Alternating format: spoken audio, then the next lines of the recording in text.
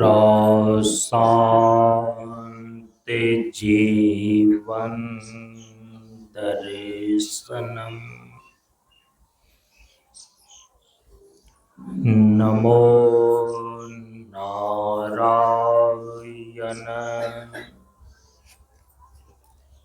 नारायणम्।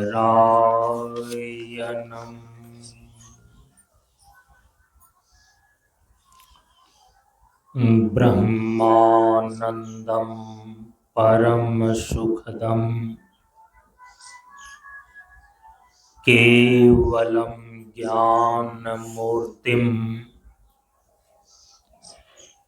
द्वन्द्वातीतं गगनसदृशं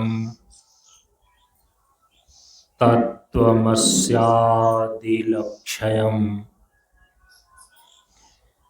एकं नित्यं विमलमचलं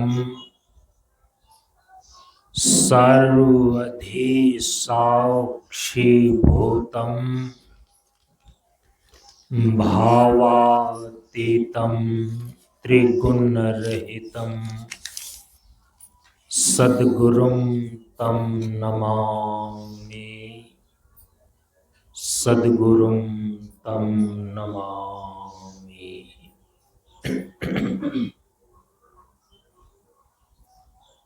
श्री गुरु चरण स्पर्श अनुभूति ज्ञान मार्ग सत्संग के सानिध्य में उपस्थित श्रद्धालु सत्संग प्रेमियों, ज्ञान बढ़े गुणवान के संगत, ध्यान बढ़े तपस्वी संग किन्हाओ, बुद्धि विवेक विचार बढ़े संत सन्यासी सुसज्जन तिन्हाओ।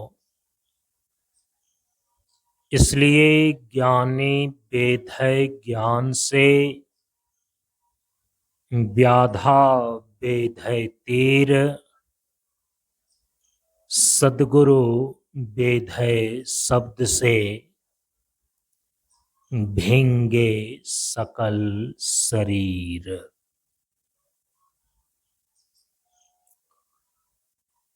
प्रेमियों, हम सभी लोग प्रशांत योगाश्रम 50 मंच पर सन 2026 ईस्वी के 50 मंच के वार्षिकोत्सव के उपलक्ष्य में 17 फरवरी से लेकर 23 फरवरी तक आयोजित 7 दिवसीय सत्संग कार्यक्रम के आज तीसरे दिन के सत्संग में उपस्थित हैं।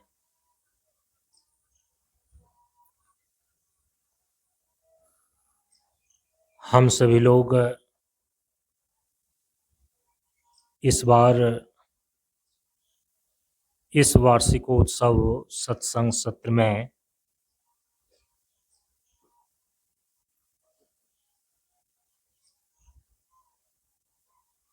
जीवन की पूर्णता के 7 सोपान पर अर्थात मैं कौन हूँ के अनुसंधान पर विचार कर रहे हैं। पिछले दिन के सत्संग में आप सभी लोगों ने श्रवण किया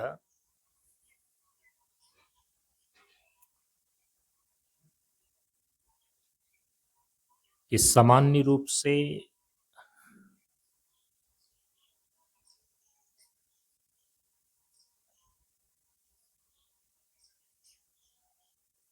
सामान्य लोग जो अपने विषय में जानते हैं और जो स्वयं की पहचान बताते हैं या कहें मैं का जो वो अर्थ समझते हैं वह केवल शरीर को लेकर है।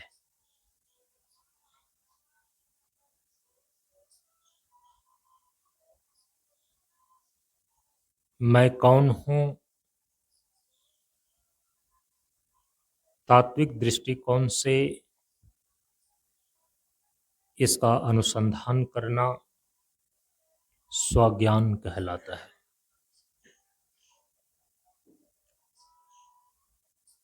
पिछले दिन आप सुन चुके हैं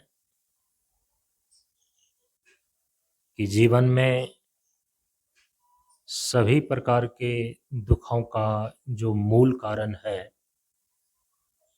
वह स्वरूप अज्ञान है। स्वयं के यथार्थ रूप को न जान पाना ही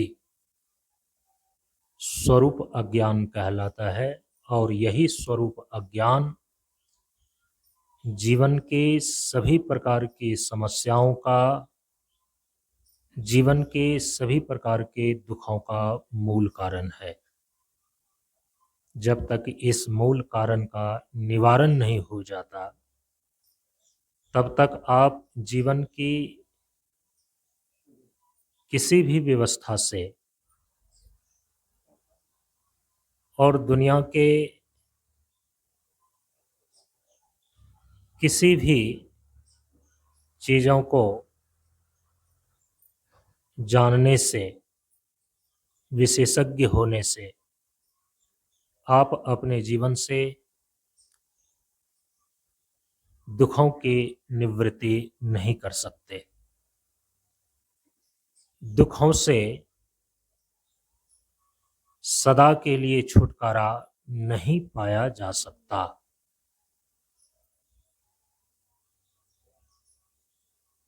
दुखों का मूल कारण जो स्वरूप का अज्ञान है, यह स्वरूप का अज्ञान दूर होता है।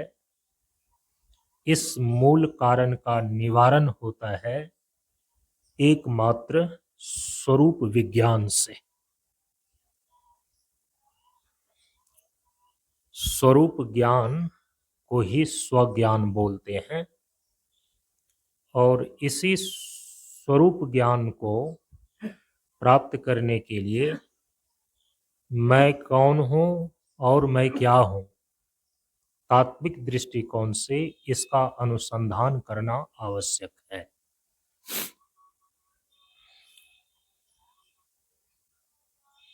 अभी जब आप कहते हैं कि मैं हूँ तो इसका क्या अर्थ है? अभी मैं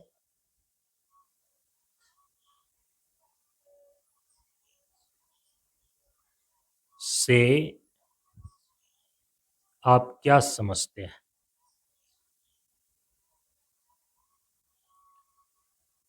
विचार करके देखिए।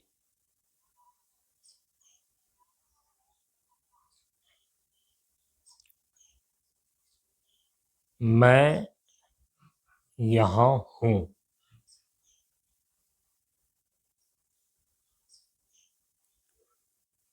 मैं वहाँ पर अभी नहीं हूँ। जब आप ऐसा बोलते हैं तो यहाँ पर मैं का अर्थ क्या हो गया? जब आप बोलते हैं कि मैं यहाँ पर हूँ तो चूंकि आपका शरीर अभी यहाँ पर है, सत्संग स्थल पर है,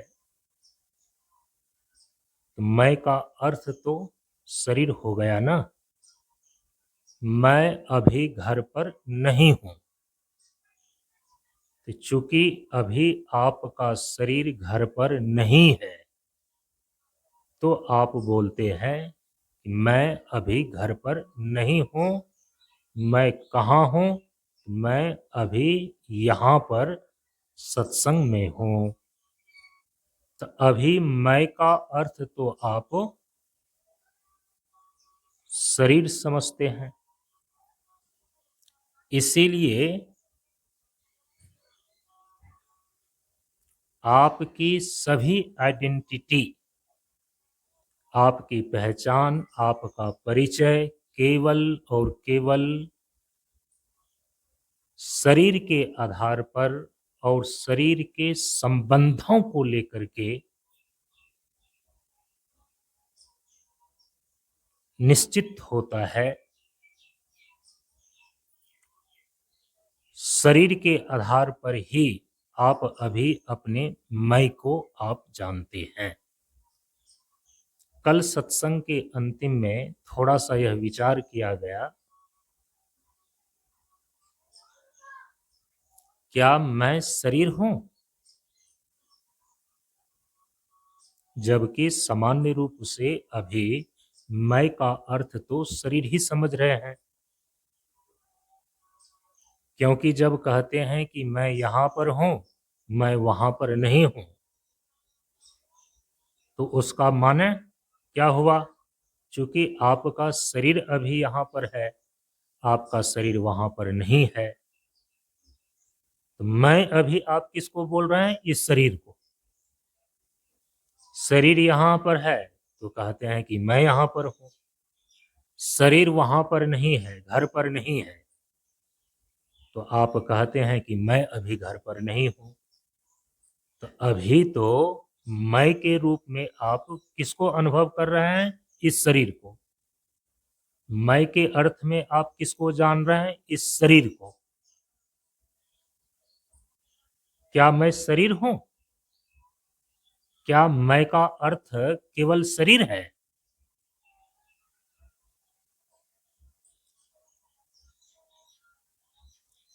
क्या कभी इस प्रकार से स्वयं के विषय में विचार करते हैं, अनुसंधान करते हैं?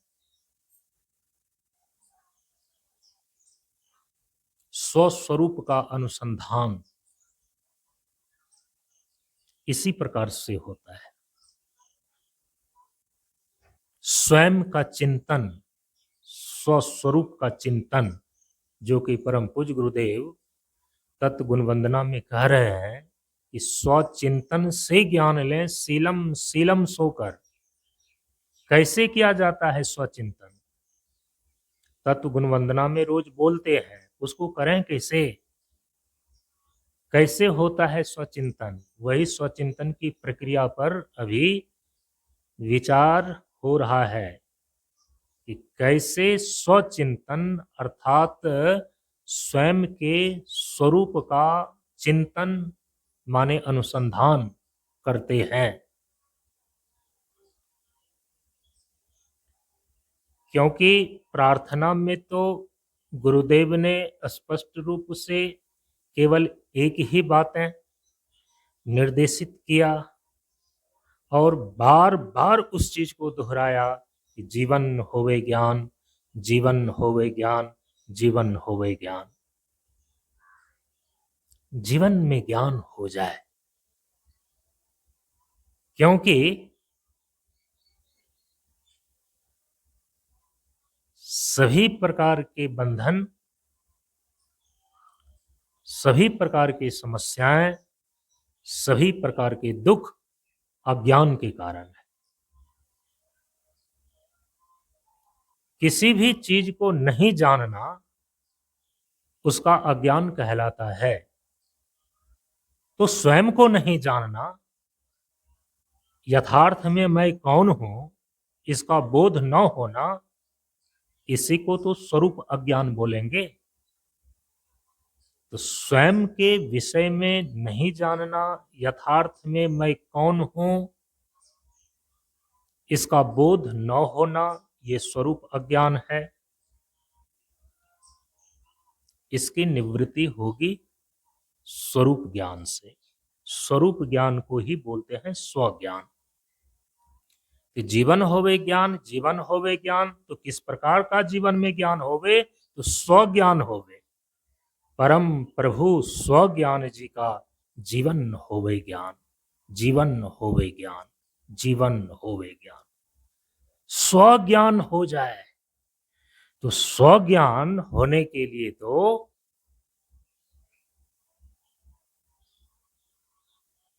स्वचिंतन से ज्ञान लें। शीलम शीलम सोकर, ऐसा निर्देश किया गया तत्गुण वंदना में। तो स्वरूप का चिंतन कैसे होता है, कैसे करें स्वरूप का चिंतन? वही स्वरूप का चिंतन करने की प्रक्रिया इस बार बतला रहे हैं आपको। यथार्थ में मैं कौन हूं, इसका अनुसंधान कीजिए विचार के द्वारा। क्या यथार्थ में मैं शरीर हूं? लेकिन अभी तो मैं का अर्थ शरीर ही समझ रहे हैं।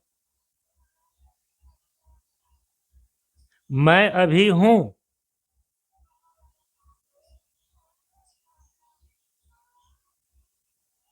सत्संग होने के बाद इसके बाद मैं नहीं रहूंगा। जब आप ऐसा बोलते हैं कि मैं अभी हूं, इसके बाद मैं नहीं रहूंगा, तो इसका क्या अर्थ हुआ? अभी आपका शरीर इस सत्संग के श्रवण में उपस्थित है, तो मैं अभी हूं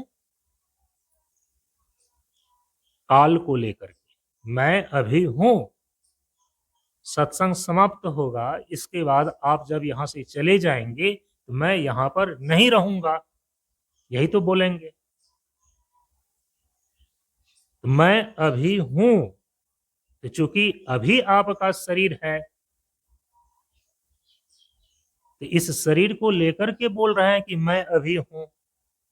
सत्संग समाप्त होने के बाद आपका शरीर यहां पर नहीं रहेगा, आप अपने घर चले जाएंगे, तो आप फिर कहेंगे उस समय कि सत्संग के बाद मैं यहां नहीं रहूंगा। तो इसका मतलब है कि आपका शरीर यहां पर जब नहीं रहेगा, तो उसको लेकर के बोला जा रहा है कि फिर मैं यहां पर नहीं रहूंगा। हर व्यवहार में, हर बोलचाल में अभी आपका मैं कहने का मतलब केवल आपका शरीर है। मैं माने शरीर। चाहे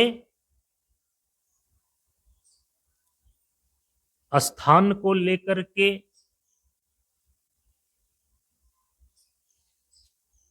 कहें मैं यहां हूं, मैं वहां नहीं हूं, यह भी शरीर को लेकर ही कहा जा रहा है। यहां भी मैं का अर्थ शरीर ही है। और जब काल को लेकर के आप बोलते हैं कि मैं अभी हूं, सत्संग समाप्त होने के बाद मैं यहां नहीं रहूंगा, माने कि एक समय में मैं यहां पर हूं और एक समय के बाद मैं यहां पर नहीं रहूंगा। यहां भी मैं का अर्थ शरीर ही है।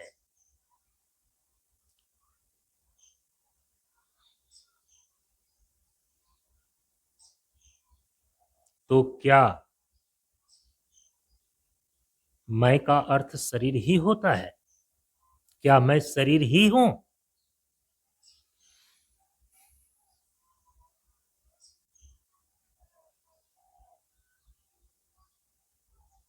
गहराई से विचार करेंगे तो इसका फर्क आपको समझ में आने लगेगा और दिखाई पड़ने लगेगी। इसको बोलते हैं ज्ञान दृष्टि।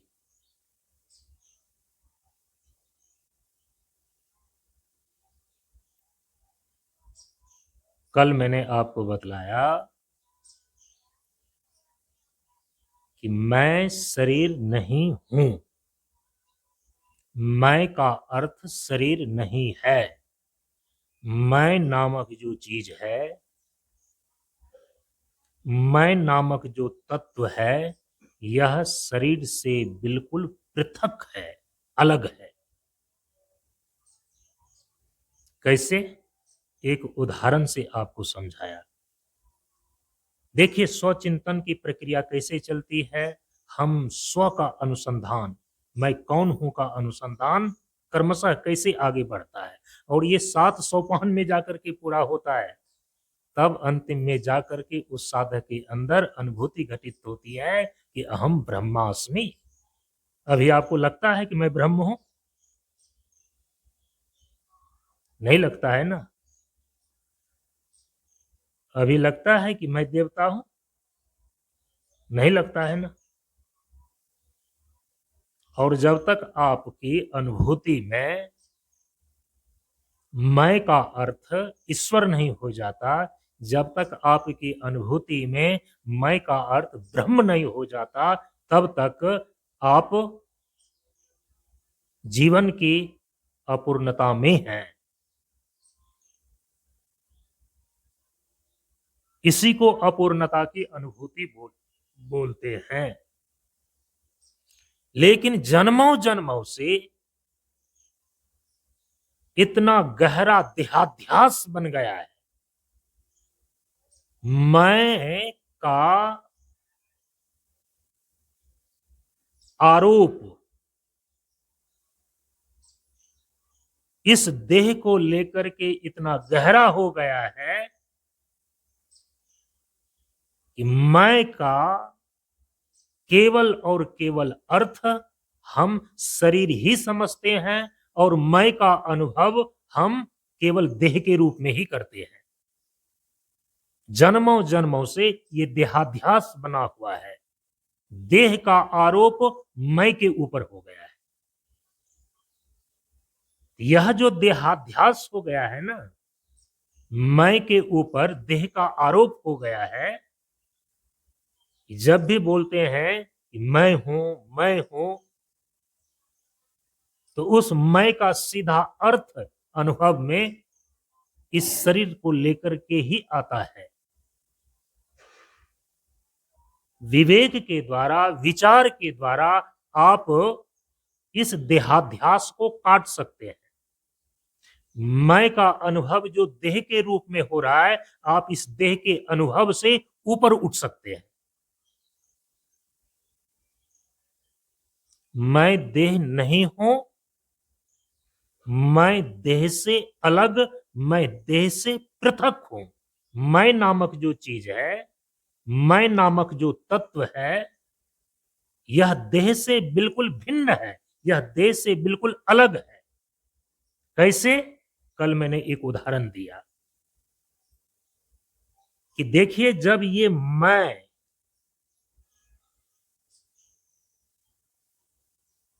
आपके शरीर से या आपके शरीर के संबंध रखने वाले वस्तुओं से जुड़ जाता है, तो आप उसको कहने लगते हैं मेरा। मैं और मेरा। मेरा आप किसको कहते हैं? मैं जब इस शरीर से जुड़ जाता है, मैं जब इस शरीर के संबंधों से, शरीर से संबंधित वस्तुओं से जुड़ जाता है, तब हम उसको बोलते हैं मेरा। जैसे कहते हैं मेरा शरीर, आप कहते हैं मेरा घर, आप कहते हैं मेरा परिवार, आप कहते हैं मेरी स्त्री, आप कहते हैं मेरा पुत्र, आप कहते हैं मेरा पति। शरीर और शरीर के संबंधों को लेकर उसके साथ जब मैं जुड़ जाता है, मैं का तादात्म्यापत्ति हो जाती है, तब हम उसको कहने लगते हैं मेरा। और जैसे ही आप मेरा कहते हैं, तो पहले एक उदाहरण से अपने विचार को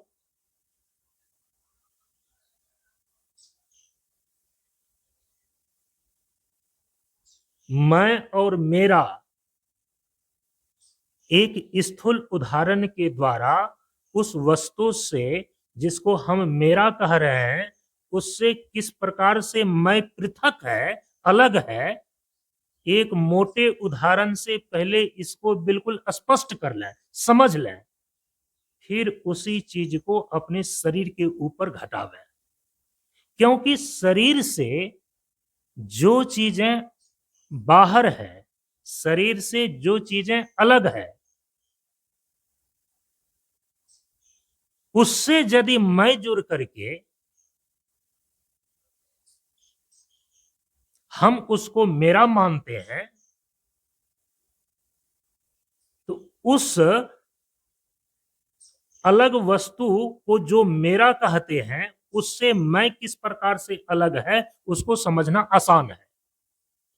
यदि वो फर्क, वो अंतर, वो पृथकता आपको ठीक ढंग से आपकी बुद्धि में समझ में आ गई तो इस देह को लेकर के जो मेरापन है, इस देह को लेकर के जो मैं जुड़ करके देहाध्यास बना है, यह गहरा होने के कारण से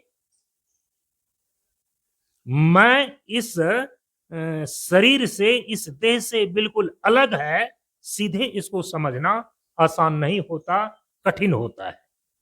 इसीलिए पहले देह से अलग वस्तु, लेकिन उस वस्तु के साथ जो आप मेरा का संबंध जोड़ करके देखते हैं उससे देखिए मैं कैसे अलग है। उदाहरण के लिए कल मैंने क्या बतलाया, जैसे आप बोलते हैं कि मेरा घर, आप बोलते हैं कि मेरा पुत्र, वो आपसे अलग है या नहीं है? अलग है।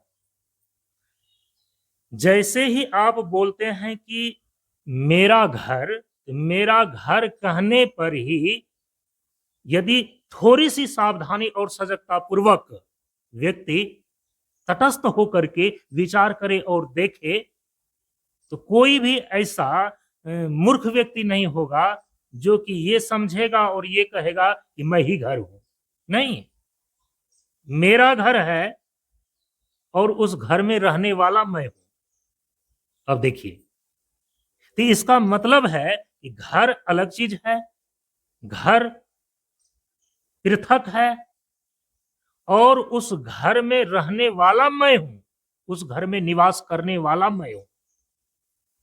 मैं घर नहीं हूं क्योंकि घर मेरा है, उस घर में रहने वाला मैं हूं। ये चीजें यदि ठीक ठीक ढंग से आपको समझ में आ गई, माने कि जब भी आपको विवेक करना होगा, जब भी आपको विचार करना होगा तो सामान्य सा इसी उदाहरण को लेकर के बार बार आपको विचार करना होगा, बार बार आपको विवेक करना होगा कि जैसे कि हम बोलते हैं कि मेरा घर, तो मेरा घर बोलने में मैं तो घर से संबंधित है, लेकिन मैं घर नहीं हूं। मेरा घर कहने से घर बिल्कुल पृथक वस्तु है और मैं बिल्कुल पृथक वस्तु है। मैं बिल्कुल अलग है और घर बिल्कुल अलग है, लेकिन मैं का संबंध घर से होने के कारण मेरा घर ऐसा बोलते हैं। तो मैं घर नहीं हूं। मैं कौन हूं? मैं उस घर में रहने वाला, मैं उस घर में निवास करने वाला हूं। एक दूसरा, अब नजदीकी संबंध को लेकर के,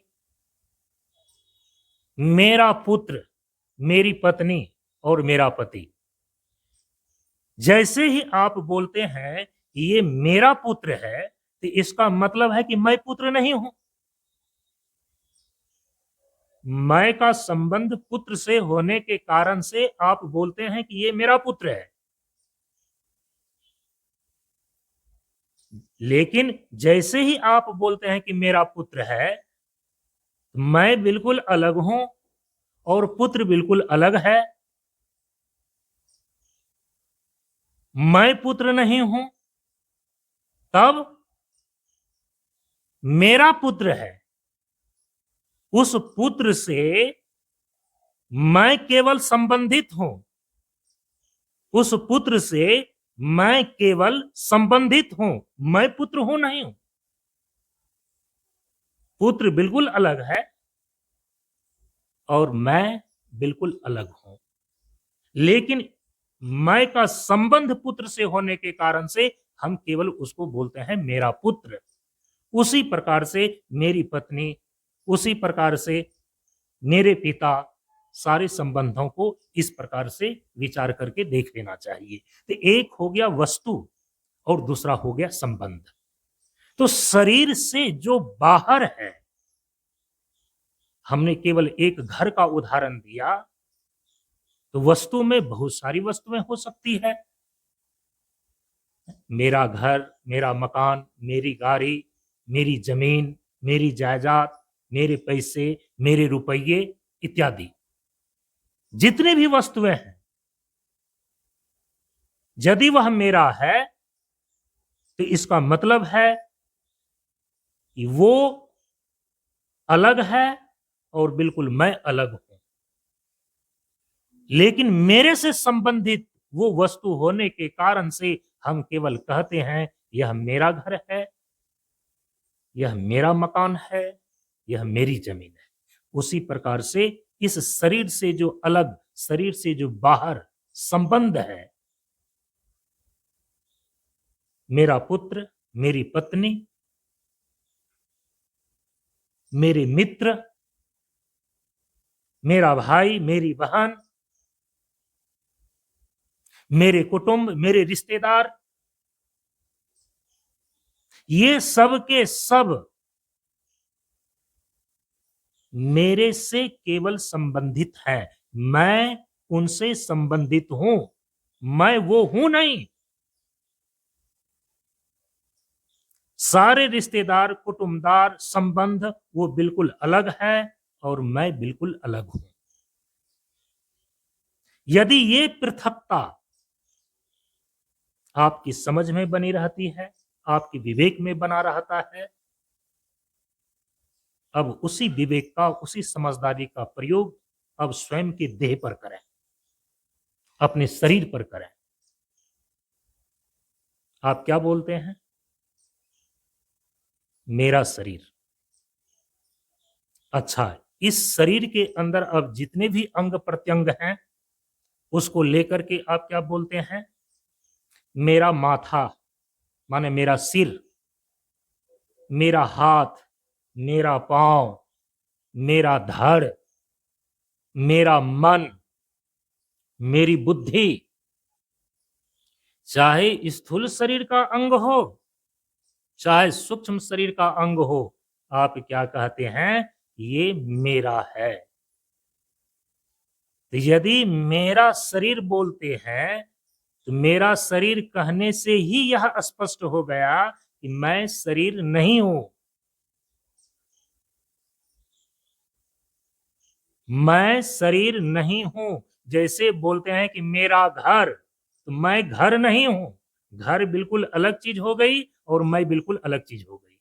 वैसे ही आप बोलते हैं कि मेरा शरीर, तो इसका मतलब क्या हो गया कि मैं नामक जो चीज है वह बिल्कुल अलग है और शरीर नामक जो चीज है वह बिल्कुल अलग है। लेकिन जैसे घर से मैं संबंधित होने के कारण से उसको मेरा घर बोल देते हैं, उसी प्रकार से इस शरीर से मैं संबंधित होने के कारण से, मैं की तदात्म्यपत्ति होने के कारण से बोल देते हैं कि मेरा शरीर। लेकिन मेरा शरीर कहने मात्र से ही मैं शरीर नहीं हूं, ये पृथकता, ये विलगाव बिल्कुल स्पष्ट हो जाता है। थोड़ा सा भी यदि आप विचार को सावधानी और सजगता पूर्वक यदि आप देखें, ये स्पष्ट दिखने लगता है। जब आप कहते हैं कि मेरा हाथ, तो इसका मतलब है कि मैं हाथ नहीं हूं। मैं अलग चीज है और ये हाथ बिल्कुल अलग चीज है। लेकिन मैं इस हाथ से संबंधित होने के कारण से केवल आप बोल देते हैं कि मेरा हाथ। उसी प्रकार से मेरा पांव, मेरा सिर, मेरा धड़। अब उसी चीज को घटा लीजिए सूक्ष्म शरीर पर। जब आप बोलते हैं कि मेरा मन, मन के द्वारा आप सोचते हैं, तो आप क्या बोलते हैं? मैं सोचता हूं। बुद्धि के द्वारा आप विचार करते हैं, तो आप क्या बोलते हैं? मैं विचार करता हूं।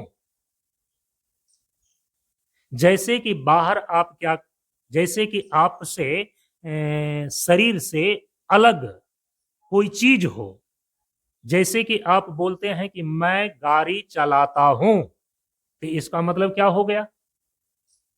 गाड़ी बिल्कुल अलग चीज है और आप चलाने वाले बिल्कुल अलग हैं।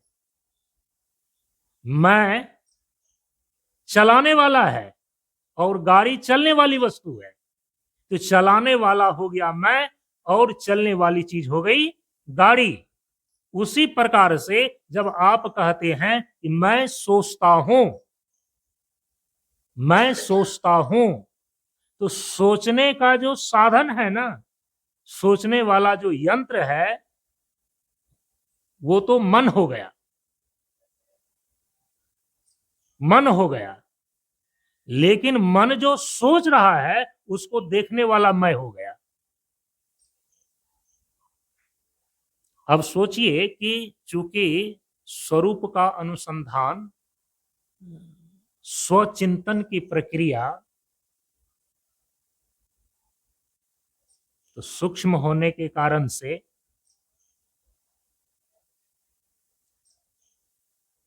यदि सूक्ष्म स्तर से आप विचार नहीं करेंगे तो ये चीजें सीधे सीधे जो है कि समझ में नहीं बैठेगी।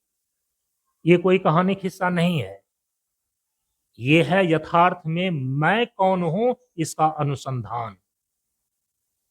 मैं शरीर नहीं हूं कैसे, ये दो उदाहरण देकर के मैंने आपको समझाया। और चाहे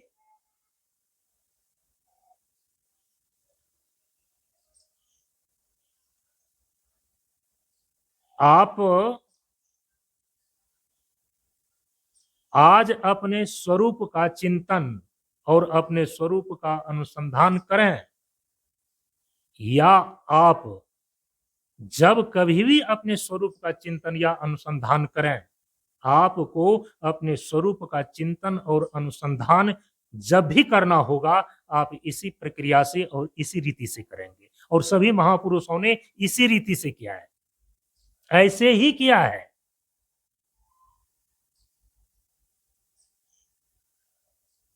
मैं शरीर नहीं हूं, मेरा शरीर है। मैं हाथ नहीं हूं, मेरा हाथ है। मैं सिर नहीं हूं, मेरा सिर है। मैं मन नहीं हूं, मेरा मन है। मैं बुद्धि नहीं हूं, मेरी बुद्धि है। मैं चित्त नहीं हूं, मेरा चित्त है। मैं अहंकार नहीं हूं, मेरा अहंकार है। लेकिन जैसे ही मेरा बोलते हैं, मेरा कहने से ही वो चीजें अलग हो जाती है और मैं अलग हो जाता है। जैसे बोलते हैं मेरा घर, तो घर बिल्कुल अलग हो गया और मैं बिल्कुल अलग हो गया। उसी प्रकार से जैसे ही आपने कहा कि मेरा मन, तो इसका मतलब है कि मन बिल्कुल अलग चीज है और मैं नामक जो चीज है वह बिल्कुल अलग है। जैसे ही बोलते हैं कि मेरी बुद्धि, मेरी बुद्धि कहने से ही पृथकता का बोध हो जाता है कि बुद्धि बिल्कुल अलग चीज है और मैं बिल्कुल अलग चीज हूं। तो मैं शरीर नहीं हूं, न स्थूल शरीर हूं, न सूक्ष्म शरीर हूं। आखिर फिर ये मैं क्या है? मैं हूं कौन?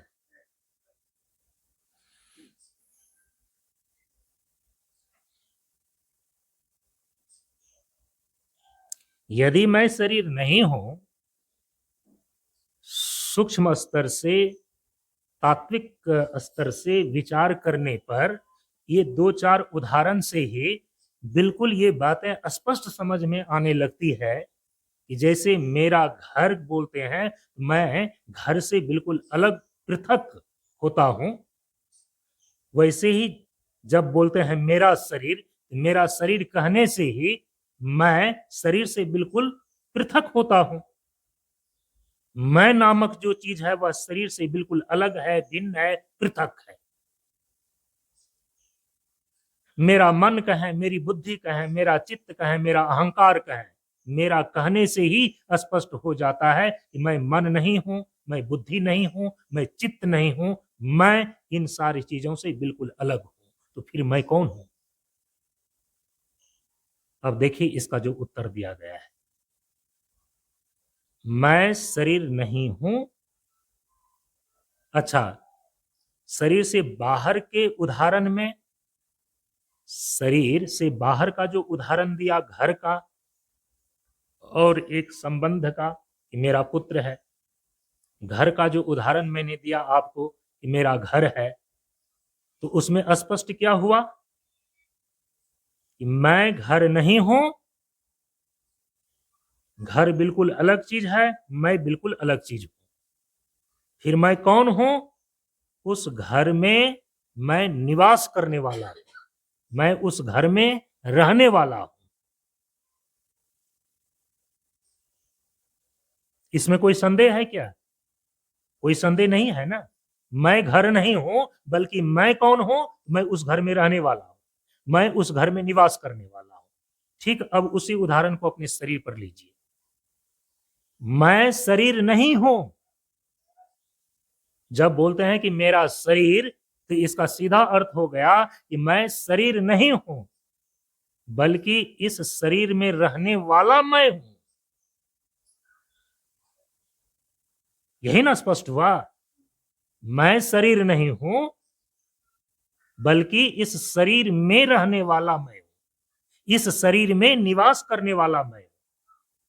अब देखिए, जब आप कहते हैं कि मैं बुद्धि नहीं हूं, मैं मन नहीं हूं, मैं चित्त नहीं हूं, मैं अहंकार नहीं हूं, क्योंकि बोलते हैं मेरा मन, मेरी बुद्धि, मेरा चित्त, मेरा अहंकार। जैसे ही मेरा शब्द का प्रयोग हुआ, इसका मतलब है कि वो वस्तु बिल्कुल अलग है और मैं नामक जो चीज है वह बिल्कुल अलग है। जैसे ही कहा कि मेरा मन, इसका मतलब है कि मन बिल्कुल अलग है और मैं बिल्कुल पृथक अलग है, मैं बिल्कुल अलग है। मैं मन नहीं हूं, बल्कि मैं मन में रहने वाला चीज हूं। मैं बुद्धि नहीं हूं, बल्कि मैं बुद्धि में रहने वाला चीज हूं।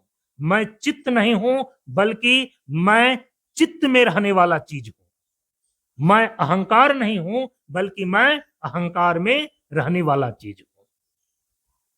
तो मैं शरीर नहीं हूं, मैं देह नहीं हूं, मैं देह में रहने वाला हूं, मैं देह में निवास करने वाला हूं। तो जो देह में रहने वाला है, जो देह में निवास करने वाला है, उसको क्या बोलते हैं?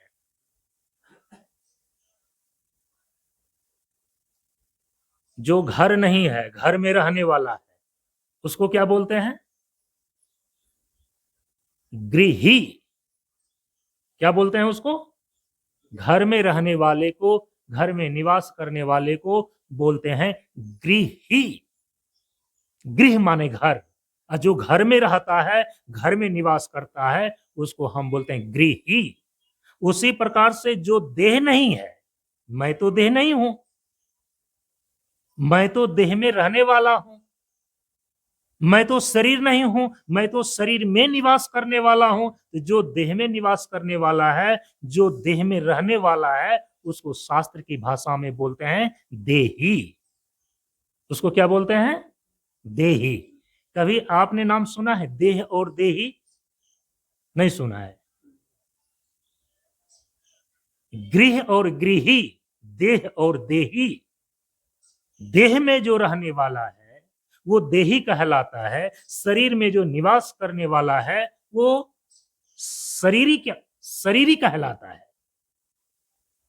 कौन है इस देह में रहने वाला? मैं तो देह नहीं हूं, मैं तो शरीर नहीं हूं, तो मैं कौन हूं? मैं इस देह में रहने वाला हूं, मैं इस शरीर में निवास करने वाला हूं। इसीलिए मैं की संज्ञा क्या है? देही। मैं की संज्ञा क्या है? शरीरी। अच्छा, अब देखिए, स्वचिंतन की प्रक्रिया, मैं कौन हूं का अनुसंधान कर्मशः इसी प्रकार से चलता है। और मैं आपको स्पष्ट बताऊंगा कि इनके 7 सोपान कौन कौन से हैं। हम अभी प्रथम सोपान पर विचार कर रहे हैं। ये प्रथम चरण है, मैं कौन हूं का निश्चय। अब ये निश्चय हो रहा है कि मैं शरीर नहीं हूं, जबकि सामान्य रूप से अभी तक सभी लोगों को यही अनुभव, यही बोलचाल में बैठा हुआ है कि मैं माने शरीर। क्योंकि मैं यहां हूं, मैं वहां नहीं हूं, ये कहने का अर्थ निकल करके यही आता है कि चूंकि शरीर अभी यहां पर है तो कहते हैं कि मैं यहां पर हूं। जब शरीर यहां पर नहीं रहेगा तो कहेंगे कि मैं यहां पर नहीं हूं। तो टोटल मैं का अर्थ सिमट करके अभी कहां पर आपने रख दिया है? शरीर पर। मैं माने शरीर, जबकि जबकि मैं शरीर नहीं है। जबकि मैं का अर्थ शरीर नहीं है, जबकि मैं शरीर नहीं हूं।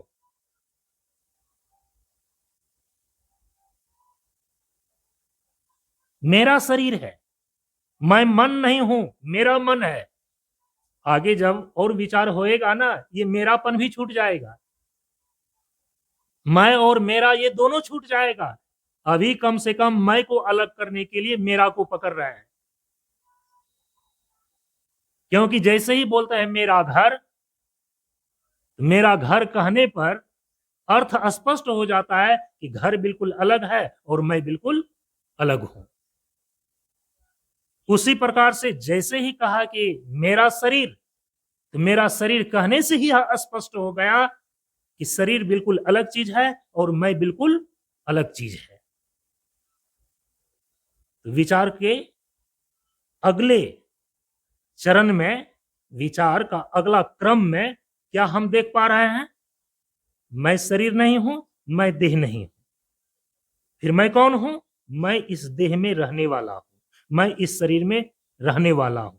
तो जो देह में रहता है, जो शरीर में निवास करता है, अब उसकी एक संज्ञा दी जाती है, उसको बोलते हैं देही, हम उसको बोलते हैं शरीरी। ये देह में रह करके करता क्या है भाई? ये शरीर में जो निवास करता है, तो निवास करके ये करता क्या है?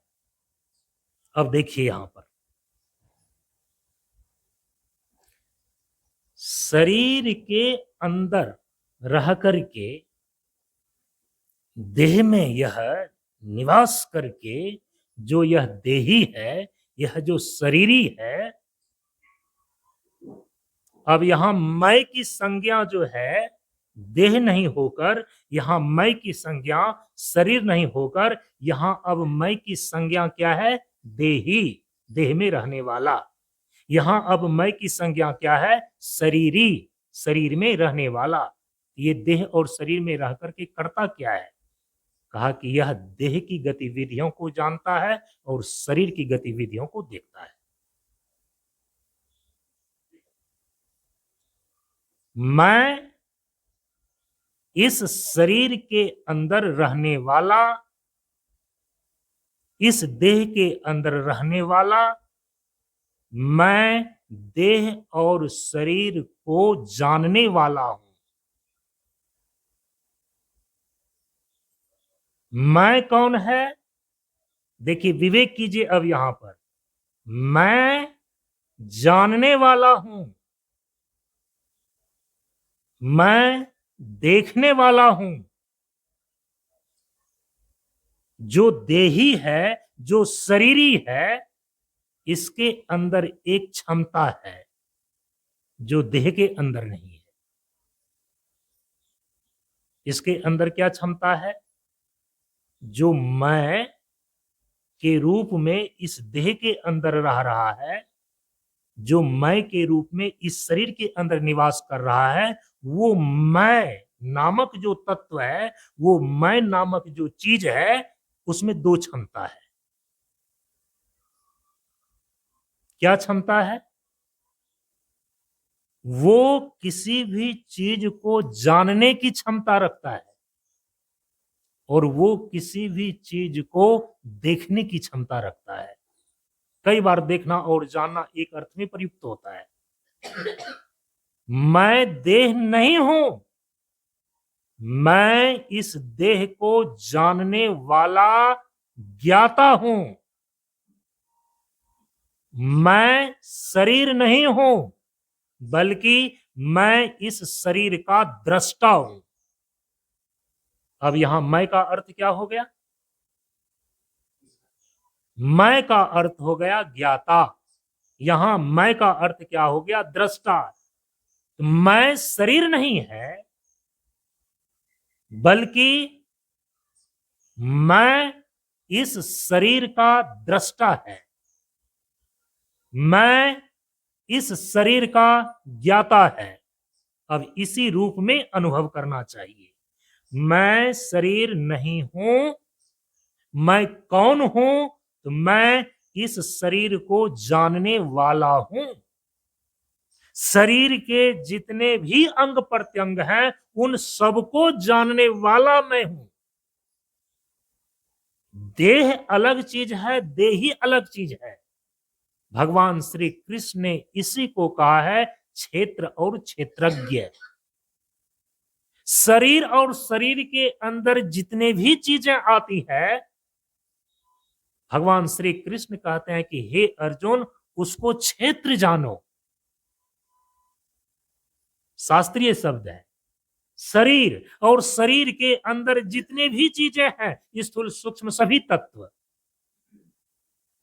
स्थूल शरीर के सभी अंग, सूक्ष्म शरीर के सभी अंग। जब स्थूल शरीर के सभी अंग बोलते हैं तो स्थूल शरीर के कुल कितने अंग हो जाते हैं? यदि मोटे मोटे स्तर पर गिना जाए तो कम से कम 14।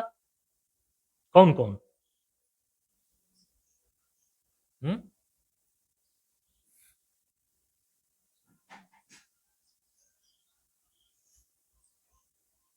स्थूल शरीर के कौन कौन से अंग है?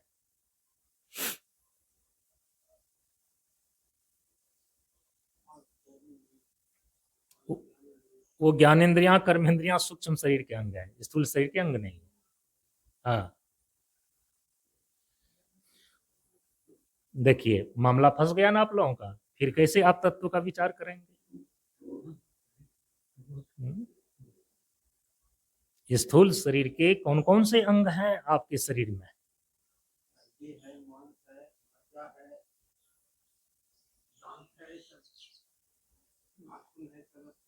और गिन कर कभी रखा कि कितने थे टोटल? जैसे कि अभी क्षेत्र की बात हो रही है ना, क्षेत्र, क्षेत्र का सामान्य अर्थ होता है खेत। तो आपके पास कई बीघा खेत है, मालूम है कि नहीं? और खेत का कौन कौन सा टुकड़ा आपके बाप दादे का आपके नाम से है या आपका है, ये तो मालूम है ना, इतना टुकड़ा है। तो इतने दिनों से शरीर जो है जीते चले आ रहे हैं, ये शरीर प्रॉपर्टी तो आपकी है ना।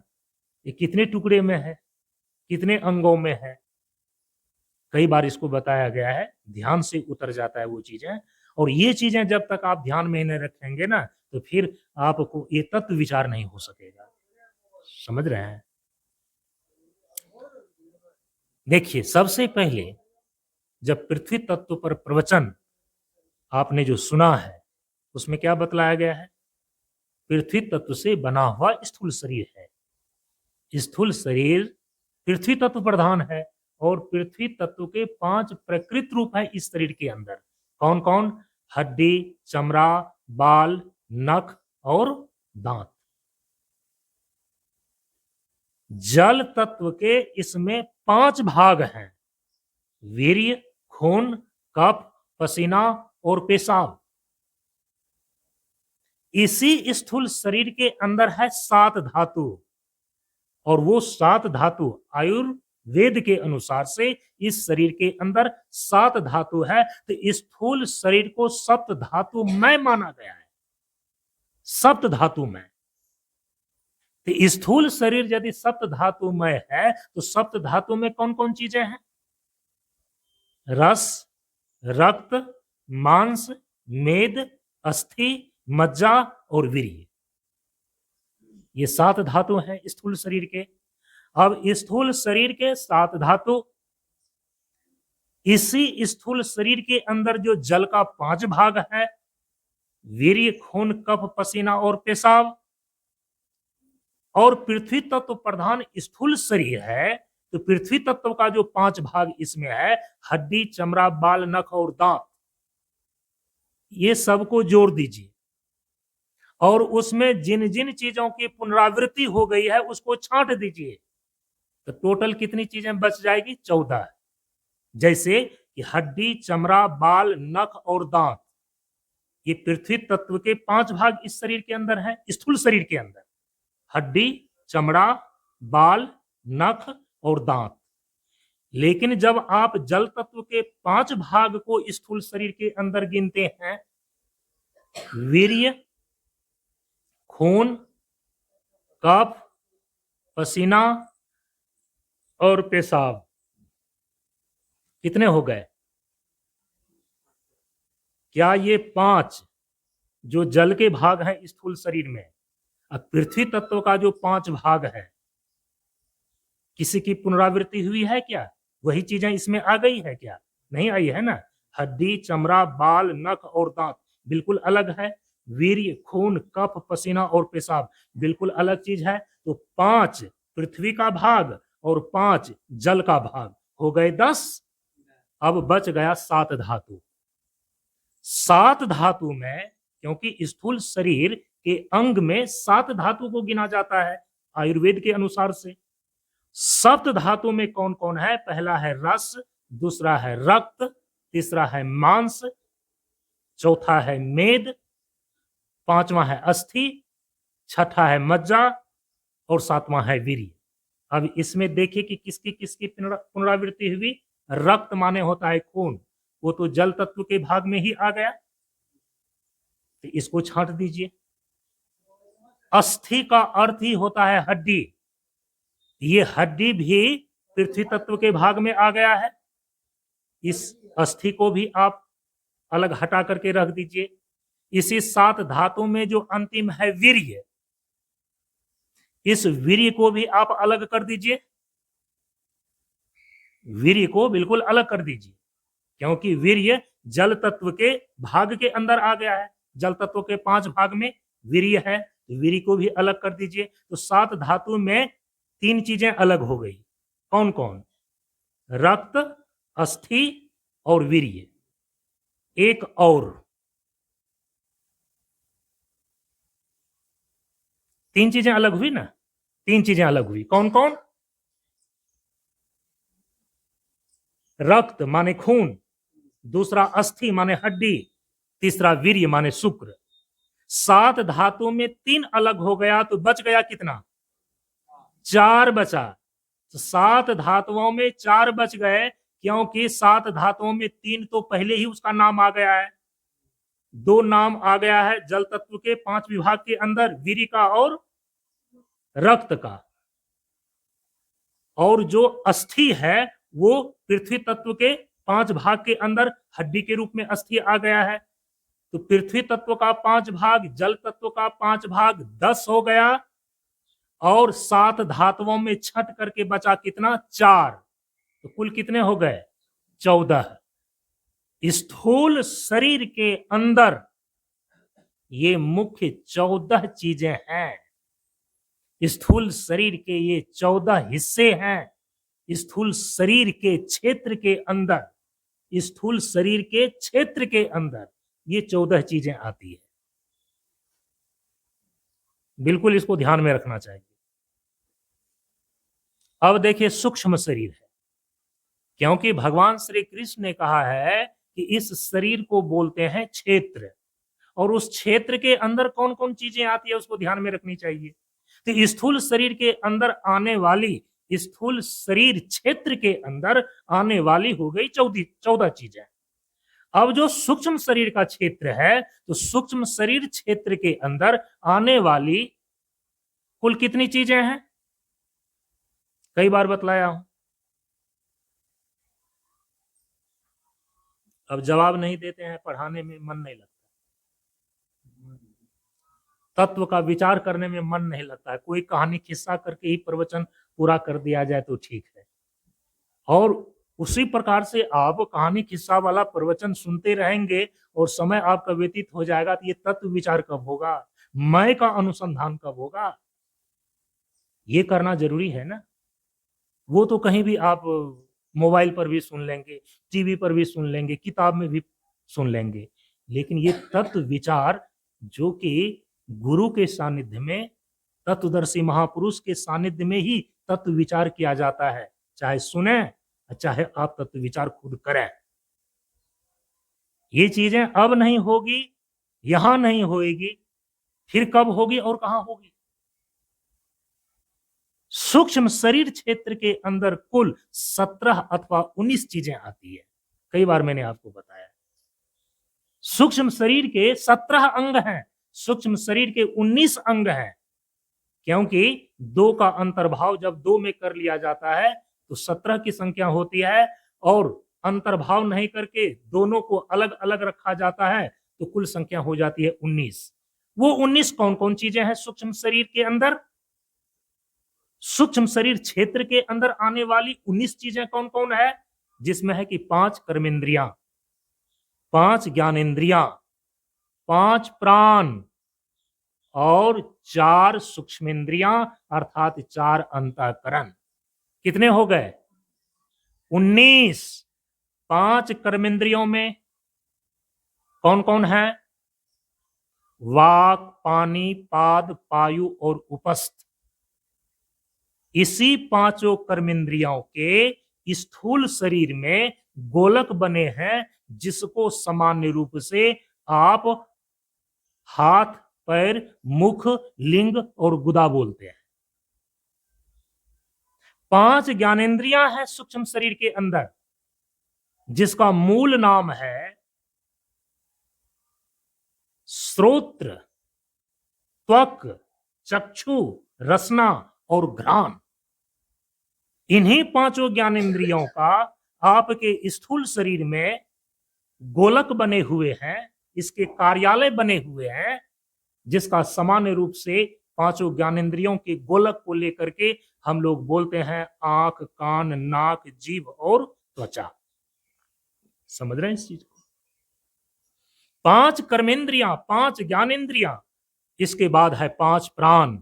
और वे 5 प्राण कौन है, मूल में प्राण एक ही है, लेकिन प्राण, मूल प्राण की इस शरीर में 5 प्रकार की वृत्तियां, 5 प्रकार के उनके फंक्शन, 5 प्रकार के कार्य होने के कारण से अलग अलग संदर्भ में उनके 5 नाम पर गए हैं, प्राण, अपान, समान, उदान और व्यान। ये मुख्य 5 प्राण हैं। अब 5 हैं उप प्राण, नाग, कुर्म, कृकल, देवदत्त और धनंजय। और 5 औप प्राण का भी नाम है, इसका तो नाम भी आपने नहीं सुना होगा, तो उसमें अभी मत जाइए आप। 5 मुख्य प्राण हैं और 5 उप प्राण हैं। लेकिन उप प्राण जो है ना, वो मुख्य प्राण के अंतर्भूत ही काम करता है, इसीलिए प्राण की संख्या केवल 5 ही मानी गई है। तो पंच प्राण हो गया, तो पंच कर्मेंद्रियां, पंच ज्ञानेंद्रियां, पंच प्राण हो गए 15। और इसके बाद 4 अंतःकरण, जिसको 4 सूक्ष्मेंद्रिय बोलते हैं, मन, बुद्धि, चित्त और अहंकार। तो कुल हो गए 19। ये सूक्ष्म शरीर के 19 अवयव, 19 अंग माने गए हैं शास्त्र में, उपनिषद में। तो सूक्ष्म शरीर क्षेत्र के अंदर आने वाली ये 19 चीजें हैं। कई बार अंतःकरण चतुष्टय को पंचकोश के दृष्टिकोण से जब चित्त और अहंकार का अंतर्भाव मन और बुद्धि में कर लिया जाता है, तो वहां केवल मन और बुद्धि को गिना जाता है, चित्त और अहंकार को नहीं गिना जाता है। उस स्थिति में 19 की संख्या नहीं होकर के वहां पर फिर कुल संख्या हो जाती है 17। चित्त और अहंकार को जब मन और बुद्धि में अंतर्भाव कर देंगे तो वहां पर अंतःकरण के रूप में केवल मन और बुद्धि को गिना जाता है, चित्त और अहंकार मन बुद्धि के अंदर ही अंतर्भूत हो जाता है। तो फिर वहां पर अंतःकरण 4 नहीं होकर वहां अंतःकरण के मुख्य 2 ही रूप हो जाते हैं, मन और बुद्धि। तो 5 कर्मेंद्रियां, 5 ज्ञानेंद्रियां और 5 प्राण 15 हो गए, और अंतःकरण के मुख्य 2 विभाग लेंगे मन बुद्धि तो 17 हो गए, और यदि चारों को गिन लेंगे मन बुद्धि चित्त अहंकार को तो कुल 19 हो गए। तो सूक्ष्म शरीर क्षेत्र के अंदर कुल कितनी चीजें आती है? 19 चीजें। अच्छा, कारण शरीर के अंदर, जो कारण शरीर क्षेत्र है, कारण शरीर के अंदर कौन कौन चीजें आती है? तो कारण शरीर एक है, लेकिन इस कारण शरीर जो आकाश तत्व प्रधान है, परम पूज्य गुरुदेव ने कहा है कि इस कारण शरीर, जैसे कि आप देखते हैं एक संतरा को, संतरा को देखा है, बाहर से वह बिल्कुल एक दिखता है, लेकिन उसके छिलके को यदि हटा दे तो अंदर से आपको फांक फांक अलग अलग आपको दिखाई पड़ेगा। तो संतरा जैसे बाहर से एक दिखता है लेकिन अंदर में उसके विभाग होते हैं, ठीक उसी प्रकार से शास्त्रों में कारण शरीर एक है, वो एक ही है, लेकिन परम पूज्य गुरुदेव कहते हैं कि उसके भी अंतरतम 5 विभाग हो जाते हैं, मनाकाश, बुद्धाकाश, चित्ताकाश, हृदयाकाश और छिद्राकाश। चूंकि आकाश तत्व प्रधान कारण शरीर है और आकाश तत्व के 5 भाग होते हैं, मनाकाश, बुद्धाकाश, चित्ताकाश, हृदयाकाश और छिद्राकाश। कारण शरीर एक ही है, लेकिन उसके अंतर विभाग हैं ये 5, और वो 5 है नहीं, समझने के लिए केवल रखा गया है। क्योंकि मन का उद्भव और लय जहां पर होता है उसको मनाकाश बोलते हैं, बुद्धि का उद्भव और लय कारण शरीर के जिस हिस्से में होता है उसको हम बुद्धाकाश कहते हैं, चित्त का उद्भव और लय कारण शरीर के जिस हिस्से में होता है उसको चित्ताकाश बोलते हैं, अहंकार का उद्भव और लय कारण शरीर के जिस हिस्से में होता है हम उसको हृदयाकाश बोलते हैं, और पूरे मन बुद्धि चित्त अहंकार जो पूरा अंतःकरण है उसका लय पूरे के पूरे कारण शरीर में जहां जाकर के हो जाता है उनको छिद्राकाश अथवा शून्य बोलते हैं। हम इसको बोलते हैं क्षेत्र। भगवान श्री कृष्ण कहते हैं कि तुम्हारा शरीर है क्षेत्र, और क्षेत्र के अंदर आने वाली इतनी चीजें हैं। स्थूल शरीर के अंदर 14 चीजें, सूक्ष्म शरीर के अंदर 19 चीजें, और कारण शरीर बाहर से 1 और अंतर विभाग से 5 बिंदु वाला, मनाकाश, बुद्धाकाश, चित्ताकाश, हृदयाकाश और छिद्राकाश के रूप में। कहा कि इतने क्षेत्रों को जानने वाला जो है वो मैं है। मैं कौन है?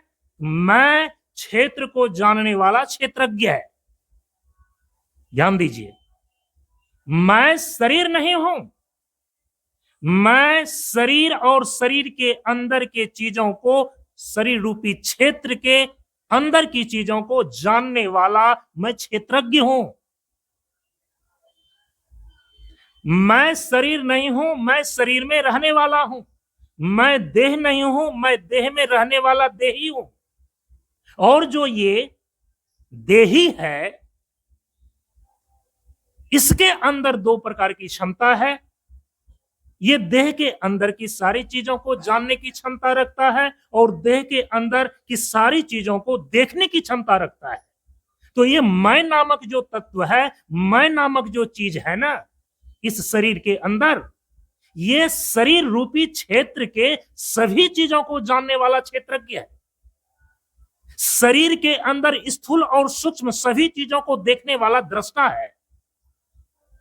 तो ये 3 चीजें हो गई कि मैं शरीर नहीं हूं, मैं शरीर में रहने वाला शरीरी हूं, मैं देह नहीं हूं, मैं देह में रहने वाला देही हूं। लेकिन जो मैं इस देह में रहने वाला देही हूं, इसमें क्या खासियत है? मैं जो शरीर में रहने वाला शरीरी के रूप में हूं, इसमें क्या खासियत है? भगवान श्री कृष्ण कहते हैं कि ऐ अर्जुन, जो ये देह है ना इसको क्षेत्र बोलते हैं, और इस देह को जो जानने वाला है, इस देह के अंदर जो रहने वाला है, हम उसको क्षेत्रज्ञ कहते हैं। क्षेत्र को जानने वाला क्षेत्रज्ञ, देह को जानने वाला देही, शरीर के अंदर रहने वाला और शरीर की सारी चीजों को देखने वाला, वो शरीरी कहलाता है। तो जो देही है, जो शरीरी है, ये शरीर के अंदर सभी चीजों को जानने वाला ज्ञाता क्षेत्रज्ञ है, शरीर और देह के अंदर सभी चीजों को देखने वाला दृष्टा है। तो जो ये देही है, जो ये शरीरी है, जो ये मैं शरीर के अंदर की सारी चीजों को जानने वाला क्षेत्रज्ञ है, ये मैं जो इस शरीर के अंदर सभी चीजों को देखने वाला दृष्टा है, अब शास्त्र की भाषा में इसी ज्ञाता, इसी क्षेत्रज्ञ, इसी दृष्टा को जीव की संज्ञा दी गई है। इसको क्या बोलते हैं? जीव। मैं शरीर नहीं हूं, मैं शरीर में रहने वाला, शरीर को जानने वाला, शरीर के सभी चीजों को देखने और समझने वाला मैं चेतन जीव हूं। मैं कौन हूं, इसके अनुसंधान में ये सबसे पहला चरण निश्चय होता है। आप पहला चरण पर पहुंचे। आप अपने खुद के यथार्थ परिचय में, उसके पहले चरण में ये बातें स्पष्ट होती है कि मैं कौन हूं। तो मैं देह नहीं हूं, मैं शरीर नहीं हूं, बल्कि इस देह और शरीर में मैं रहने वाला देही हूं। मैं इस देह और शरीर के सभी चीजों को जानने वाला क्षेत्रज्ञ हूं। मैं इस देह और शरीर के सभी चीजों को देखने वाला दृष्टा हूं। ये उत्तर है। तो ज्ञाता के रूप में, क्षेत्रज्ञ के रूप में, दृष्टा के रूप में जो तत्व है, हम उसी को चेतन जीव बोलते हैं। इसीलिए मैं कौन हूं, तो उसका सबसे पहला उत्तर यह है कि मैं शरीर नहीं हूं, बल्कि इस शरीर में रहने वाला मैं अविनाशी चेतन जीव हूं। यही अविनाशी चेतन जीव, क्योंकि यदि शरीर की सभी चीजों को जानने वाला, शरीर के सभी चीजों को देखने वाला, ये गुण केवल चेतन में हो सकता है। ये दो चीजें जिसके अंदर आ गई तो समझना कि वह चेतन तत्व है।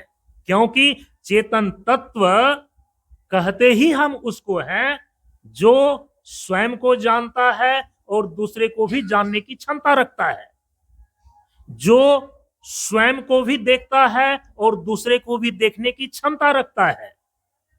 समझ रहे हैं इस चीज को? तो मैं कौन हूं? तो मैं इस शरीर में रहने वाला अविनाशी चेतन जीव हूं। यही अविनाशी चेतन जीव सभी प्रकार के शरीरों को धारण करता है, सभी प्रकार के शरीर के अंदर निवास करता है, और सभी प्रकार के शरीरों में यहां तक कि जो निम्न योनि का शरीर है, अस्थावर योनि है, पेड़ पौधे पहाड़ पठार, उस शरीर में, उस योनि में भी निवास करने वाला यही चेतन जीव है। जो तिर्यक योनि है, पशु इत्यादि, चाहे शेर हो, चीता हो, गाय हो, घोड़ा हो, जितनी भी तिर्यक योनि है, पशु इत्यादि, उसमें भी उस शरीर को धारण करने वाला और उस शरीर के अंदर रहने वाला चेतन जीव ही है। इसके बाद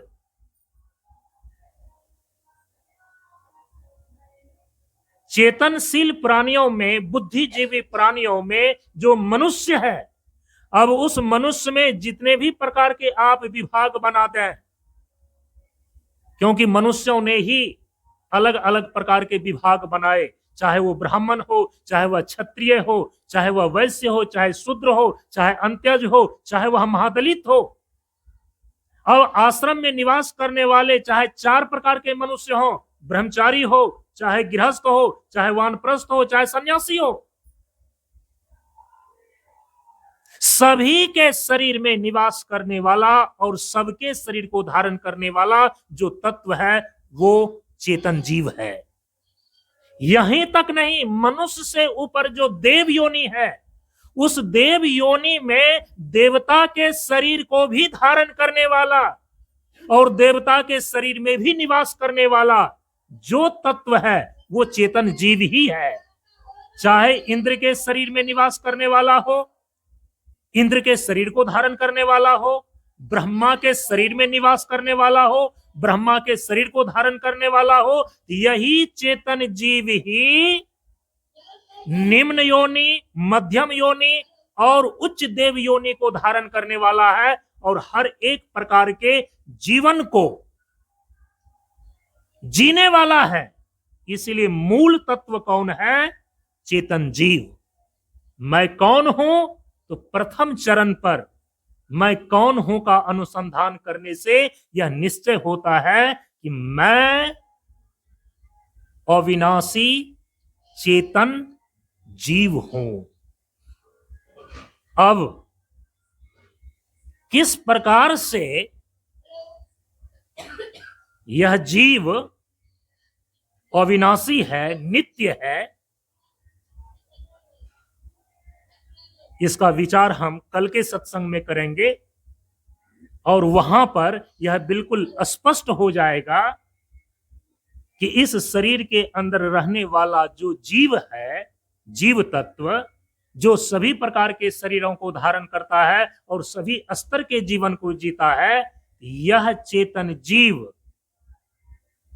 विनाशी है कि अविनाशी है, नित्य है कि अनित्य है। मैं कौन हूं के अनुसंधान के दूसरे चरण में इस चीज का निश्चय हम सभी लोग कल के सत्संग में करेंगे।